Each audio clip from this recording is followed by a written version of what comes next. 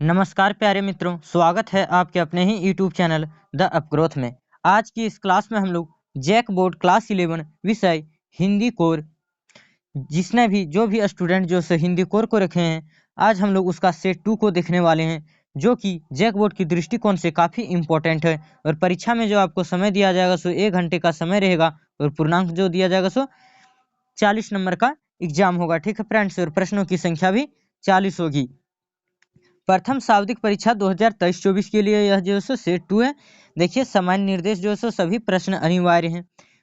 प्रश्नों की कुल संख्या जो होगी सो कितनी होगी, तो 40 होगी। प्रत्येक प्रश्न के लिए 1 अंक निर्धारित है। प्रत्येक प्रश्न के 4 विकल्प दिए गए हैं, इनमें से एक सही विकल्प का चयन कीजिए। गलत उत्तर के लिए जो है सो कोई अंक नहीं काटा जाएगा दोस्तों। अब खंड क में दिया गया है यह पठित बोध, जिसे हम लोगों ने नहीं पढ़ा है। देखिए, निम्नलिखित पद्यांश को ध्यान पूर्वक पढ़कर प्रश्न संख्या जो 1 से 4 के लिए दिया गया, प्रश्न 1 से 4 के बीच में जो दिया गया, सही विकल्प का चयन कीजिए। ठीक है, देखिए जो पद्यांश दिया हुआ है इसे पढ़ना है और प्रश्न संख्या 1 से 4 तक का सही विकल्प चयन करना है। देखिए, तरुणाई है नाम सिंधु की उठती लहरें, सिंधु की उठती लहरों की गर्जन का चट्टानों से टक्कर लेना, मतलब चट्टानों से टक्कर लेना लक्ष्य बने जिनके जीवन का। लक्ष्य बनाना जो है सो इतना आसानी नहीं, लक्ष्य को प्राप्ति करने के लिए बहुत ही जो है सो संघर्ष करना पड़ता है। ठीक है दोस्तों, विफल प्रयासों से भी दूना वेग भुजाओं में भर जाता, जोड़ा करता जिनके गति से नव उत्साह निरंतर नाता। पर्वत के विशाल शिखरों, पर्वत के जो है सो बहुत बड़े मतलब विशाल शिखरों सा यौवन उसका ही है। अक्षय जिसके चरणों पर सागर के होते अनगीन ज्वार सदा लय, अचल खड़े रहते जो ऊंचा शीशा, उठाए तूफानों में सहनशीलता दृढ़ता हंसती जिनके यौवन प्राणों में। ठीक है फ्रेंड, देखिए यहाँ से आपका जो प्रश्न स्टार्ट होता है, यौवन की तुलना जो है किनसे की गई है, तो यौवन की तुलना अभी हम लोगों ने देखा कि पर्वत के शिखर से। तो राइट आंसर ऑप्शन बी, पर्वत के शिखर से। आगे देखिए, क्वेश्चन नंबर 2 में दिया गया, यौवन की सार्थकता तब मानी जाती है जब जो है सो क्या होता है, तो कठिनाइयों से हार ना माने, संघर्षता रहे, उन्नति के पथ पर अग्रसर रहे, यानी उपरोक्त सभी। तो राइट आंसर ऑप्शन डी, उपरोक्त सभी। ठीक है फ्रेंड्स, आगे देखिए क्वेश्चन नंबर 3 में दिया गया, कवि के अनुसार यौवन क्या है, तो कवि के अनुसार जो है सो यौवन क्या है दोस्तों, तो चट्टानों से टक्कर लेना, ये भी सही है। नव उत्साह से नाता जोड़ना, ये भी सही। विफल प्रयासों से दुगना वेग भुजाओं में भरना, तो राइट आंसर ऑप्शन डी, ये सभी। आगे देखिए क्वेश्चन नंबर 4 में है, काव्यांश के अनुसार नव युवकों में क्या गुण होते हैं, काव्यांश के अनुसार जो है सो नव युवकों में जो है सो क्या गुण होते हैं दोस्तों, तो अदम्य दृढ़ता, सहनशीलता, उत्साह। तो राइट आंसर ऑप्शन डी, उपरोक्त सभी। अब आगे देखिए क्वेश्चन नंबर, उससे पहले जो है सो गद्यांश दिया गया, उसे पढ़िए और 5 से 8 के लिए जो है सो प्रश्नों का सही विकल्प का चयन करना है। ठीक है फ्रेंड्स, परिश्रम को सफलता की कुंजी माना गया, परिश्रम को जो है सो सफलता की कुंजी माना गया, सफलता की चाबी माना गया। जीवन में सफलता पुरुषार्थ से ही प्राप्त होता है। कहा गया है, कहा भी है उद्योगी पुरुष लक्ष्मी का वरण करते हैं, जो भाग्यवादी हैं उन्हें कुछ नहीं मिलता, जो भाग्यवादी हैं उन्हें कुछ नहीं मिलता, उन्हें कुछ जो सो प्राप्त नहीं होता, वे हाथ पर हाथ धरे रह जाते हैं। अवसर उनके सामने से निकल जाता है, अवसर जो से उनके सामने से निकल जाता है, लेकिन उन्हें जो है सो कुछ नहीं मिलता है। भाग्य कठिन परिश्रम का ही दूसरा नाम है, भाग्य जो है सो कठिन परिश्रम का दूसरा नाम है। प्रकृति को ही देखिए, सारे जड़ चेतन अपने कार्य में लगे रहते हैं, सारे जड़ जो है सो चेतन में अपने कार्य में लगे रहते हैं। चिट्टी को भी पल भर चैन नहीं, मधुमक्खी जाने कितनी लंबी यात्रा कर बूंद बूंद मधु जुटाती है। मुर्गे को सुबह बाग लगानी ही है, फिर मनुष्य को वृद्धि मिली है। विवेक मिला है, वह निठला बैठे तो सफलता की कामना करना व्यर्थ है। अगर व्यर्थ बैठे हुए तो सफलता का कामना भी करना क्या है, व्यर्थ है। अगर कुछ काम नहीं कर रहे, कुछ नहीं कर रहे, तो सफलता की कामना ही क्यों करते हो, व्यर्थ है। ठीक है दोस्तों, विश्व में जो देश आगे बढ़े उनकी सफलता का रहस्य क्या है, कठिन परिश्रम है।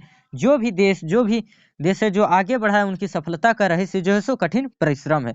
आगे देखिए क्वेश्चन नंबर 5 में पूछा जा रहा है प्रश्न, किसको कुछ नहीं मिलता, तो किसको जो है सो कुछ नहीं मिलता दोस्तों, तो भाग्यवादी को। तो राइट आंसर ऑप्शन बी भाग्यवादी को। आगे देखिए क्वेश्चन नंबर 6 में पूछा गया है, विश्व में जो देश आगे बढ़े उनकी सफलता का रहस्य क्या है, तो अभी हमने देखा कठिन परिश्रम।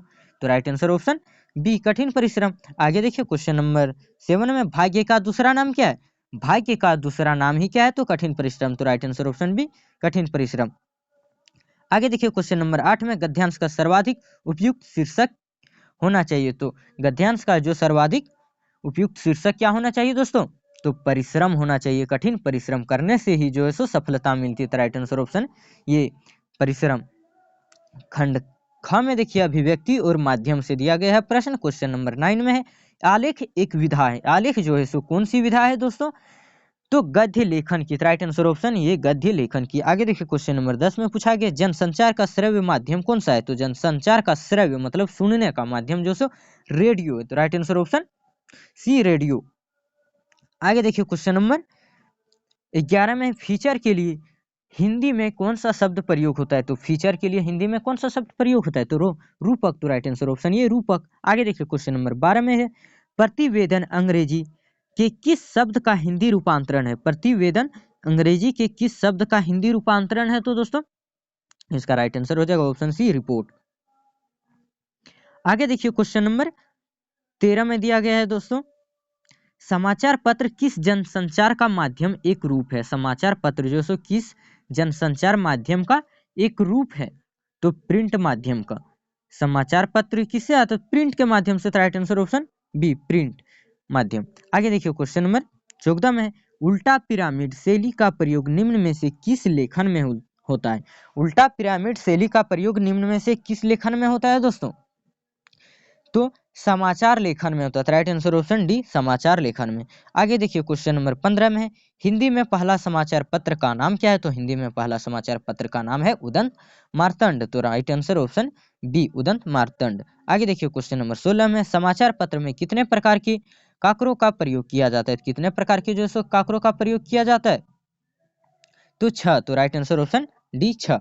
आगे देखिए क्वेश्चन नंबर 17 में, संचार का सबसे नवीन और लोकप्रिय माध्यम क्या है, तो संचार का सबसे नवीन आजकल क्या चल रहा है, संचार का सबसे अच्छा साधन जैसे इंटरनेट है, और लोकप्रिय कौन हो रहा है, तो इंटरनेट ही। Right answer option C internet. ठीक है फ्रेंड्स। आगे देखिए क्वेश्चन नंबर 18 में, सूचनाओं का संकलन कर संपादक तक पहुंचने की जिम्मेदारी किसकी होती है, सूचनाओं का संकलन कर संपादक तक पहुंचने की जिम्मेदारी जो होती है सो किसकी होती है, तो दोस्तों तो पत्रकार का होता है। राइट आंसर ऑप्शन ये पत्रकार। आगे देखिए क्वेश्चन नंबर 19 में है दोस्तों, उसके पहले पाठ्यपुस्तक से खंड ग में जो दिया गया है पद्यांश उसे सबसे पहले पढ़ते हैं। ठीक है दोस्तों, और 19 से 22 के लिए सही विकल्पों का जो है सो चयन करना है। मेरे तो गिरधर गोपाल दूसरे ना कोई, जाके सिर मोर मुकुट मेरो पति सोई, छड़ी दाई कुल की कहानी कहाँ करी ये कोई, संत ठीक बैठी बैठी लोक लाज खोई। प्रस्तुत काव्यांश के रचयिता कौन है, यह कविता जो है सो किसने लिखा है दोस्तों, तो प्रस्तुत पंक्तियों के रचयिता कौन है दोस्तों, तो देखिए ऑप्शन में दिए गए, A Kabir, B Mahadevi Varma, C Mirabai और D Akka Mahadevi. Right answer option C Mirabai. यहाँ पे जो पद्यांश दिया गया है इस कविता के रचयिता कौन है, तो मीराबाई है। ठीक है दोस्तों। आगे देखिए क्वेश्चन नंबर 20 में है, गोपाल शब्द का प्रयोग किसके लिए किया गया, तो गोपाल शब्द का प्रयोग जो है सो कृष्ण के लिए किया गया था। Right answer option B Krishna. आगे देखिए क्वेश्चन नंबर 21 में, कुल की कहानी का अर्थ क्या है, कुल की कहानी का अर्थ क्या है, तो दोस्तों तो परिवार की मर्यादा। राइट आंसर ऑप्शन सी परिवार की मर्यादा। आगे देखिए क्वेश्चन नंबर 22 में दिया गया, मीराबाई ने अपना पति किसे स्वीकार किया, तो मीराबाई ने अपना पति जो है सो कृष्ण को स्वीकार किया था। राइट आंसर ऑप्शन ये कृष्ण। आगे देखिए क्वेश्चन नंबर 23 में है, उसके पहले दिया गया निम्नलिखित प्रश्नों के सही विकल्प का चयन करना है। ठीक है, तो कबीर दास ने किसका खंडन किया है, तो कबीर दास ने किसका खंडन किया, तो बाह्य आडंबरी और रूढ़िवाद का। तो राइट आंसर ऑप्शन ये बाह्य आडंबरी और रूढ़िवाद का। आगे देखिए क्वेश्चन नंबर 24 में, कबीर की भाषा क्या है, तो कबीर की भाषा क्या है, तो सदु ककड़ी। तो राइट आंसर ऑप्शन बी सदु ककड़ी। आगे देखिए क्वेश्चन नंबर 25 में है, मीरा को विष का प्याला किसने भेजा, मीरा को जो है सो विष का प्याला जो है सो किसने भेजा, तो मीरा को विष का प्याला राणा ने भेजा था। राइट आंसर ऑप्शन ये राणा। आगे देखिए क्वेश्चन नंबर 26 में है, वे आंखें कविता में किसका चित्रण नहीं किया गया है? इसका आंसर जो है सो आप लोगों को कमेंट बॉक्स में देना है। ठीक है फ्रेंड्स, तो ऑप्शन देख लीजिए क्या है। पुत्र की मृत्यु, ग्रामीण परिवेश, पिता की मृत्यु, डी में पत्नी की मृत्यु। तो आप लोग इसका आंसर जो है सो कमेंट बॉक्स में दीजिएगा। और अगर आप लोगों को वीडियो पसंद आ रहा हो तो वीडियो को लाइक करके हमारे चैनल को सब्सक्राइब कर लें, साथ ही साथ बेल आइकन को प्रेस करके ऑल पे सेट कर लें ताकि हमारी वीडियो सबसे पहले आप तक पहुंचे। अब आगे देखिए क्वेश्चन नंबर 27 में दिया गया, रो पड़े होंगे बार बार पांचवे का नाम लेकर इस पंक्ति में किसके रो पढ़ने का उल्लेख है? तो इस पंक्ति में जो है किसके रो पढ़ने का उल्लेख है दोस्तों? तो पिता का। राइट आंसर ऑप्शन बी पिता के। ठीक है दोस्तों, आगे देखिए, निम्नलिखित गद्यांश को ध्यानपूर्वक पढ़कर प्रश्न संख्या 28 से 31 के लिए जो है सही विकल्प का चयन करना है। तो गद्यांश को देखिए, पढ़िए। हुआ यह कि हम एक दोपहरी जामा मस्जिद के आड़े पड़े मटिया महल के गढ़िए मोहल्ले की ओर निकल गए। एक निहायत मामूली अंधेरी सी दुकान पर फटाफट आटे का ढेर सनते देख ठिठके। सोचा सवैये की तैयारी होगी, पर पूछने पर मालूम हुआ खानदानी नाना बाई मियाँ नसरुद्दीन की दुकान पर खड़े हैं। मियाँ मशहूर है छप्पर किस्म की रोटियां। छप्पर किस्म मतलब छप्पन। ठीक है, 56 किस्म की रोटियां बनाने के लिए हमने जो अंदर झांका, हमने जो अंदर देखा तो पाया मियाँ चारपाई पर बैठे बड़ी बीड़ी का मजा ले रहे थे, यानी बीड़ी पी रहे थे, बीड़ी का जो है सो मजा ले रहे थे घर के अंदर। ठीक है दोस्तों, आगे देखिए क्वेश्चन नंबर 28 में पूछा गया, मियाँ नसरुद्दीन पाठ के लेखक कौन है? तो मियाँ नसरुद्दीन पाठ के लेखक कौन है दोस्तों? तो कृष्ण सोबती है। Right answer option B Krishna Sobti. आगे देखिए क्वेश्चन नंबर 29 में, मियाँ नसरुद्दीन कितने प्रकार की रोटियां बनाती है? तो मियाँ नसरुद्दीन जो सो 56 किस्म की रोटियां, यानी 56 किस्म की रोटियां। राइट आंसर ऑप्शन ये 56। आगे देखिए क्वेश्चन नंबर 30 में है, चार पाई पर बैठे बीड़ी का मजा कौन ले रहे थे? चार पाई पर बैठे बीड़ी का मजा जो है सो कौन ले रहे थे? तो मियाँ नसरुद्दीन ले रहे थे। राइट आंसर ऑप्शन सी मियाँ नसरुद्दीन। आगे देखिए क्वेश्चन नंबर 31 में, लेखिका जब दुकान के अंदर जाकर देखती है तो क्या हो रहा था? तो दुकान के अंदर जो था सो क्या हो रहा था? तो आटा सन रहा था। राइट आंसर ऑप्शन सी आटा सन रहा था। आगे देखिए कुछ निम्नलिखित प्रश्नों के सही विकल्प का जो है चयन करना है। ठीक है, प्रश्न 32 में, पथेर पांचाली फिल्म किसके निर्देशन में बनी? पथेर पांचाली जो है सो फिल्म किसके निर्देशन में बनी थी? जिसका राइट आंसर होगा ऑप्शन बी सत्यजीत राय। आगे देखिए क्वेश्चन नंबर 33 में, लेखक सत्यजीत राय किस विभाग में काम करते थे? तो लेखक सत्यजीत राय थे सो किस विभाग में कार्य करते थे दोस्तों?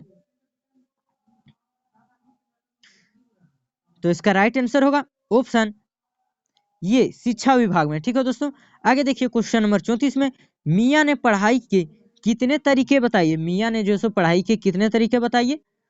तो ये दो, मियाँ ने जो सो पढ़ाई के दो तरीके बताइए। आगे देखिए क्वेश्चन नंबर 35 में, मियाँ नसरुद्दीन किस विधा की रचना है? मियाँ नसरुद्दीन जो सो किस विधा की रचना है दोस्तों? तो स्मरण का। राइट आंसर ऑप्शन बी स्मरण का। आगे देखिए क्वेश्चन नंबर 36 में है, नमक का दरोगा कहानी में हमें क्या संदेश मिलता है? नमक का दरोगा जो कहानी है, जो चैप्टर है, इससे हमें जो सो क्या संदेश मिलता है? तो निर्भय होकर कर्तव्य का पालन करना। निर्भय होकर कर्तव्य का पालन का। तो राइट आंसर ऑप्शन ये निर्भय होकर कर्तव्य का पालन।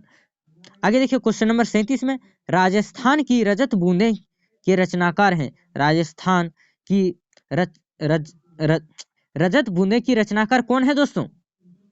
तो अनुपम मिश्र है। तो राइट आंसर ऑप्शन ये अनुपम मिश्र। आगे देखिए क्वेश्चन नंबर 38 में, पालर पानी किसे कहते हैं? पालर पानी जो सो बरसात से मिलने वाला पानी है। ठीक है, अगर क्वेश्चन में ही दे दिया जाए कि बरसात से मिलने वाली पानी को क्या कहते हैं, तो ऑप्शन में रहेगा पालर पानी एक में। ठीक है, तो राइट आंसर उसमें पालर पानी मारिएगा, लेकिन यहाँ पालर पानी किसे कहते हैं? तो बरसात से मिलने वाला पानी। राइट आंसर ऑप्शन बी बरसात से मिलने वाला पानी। आगे देखिए क्वेश्चन नंबर 39 में, कुई की चिनाई करने के लिए किस घास का उपयोग किया जाता है?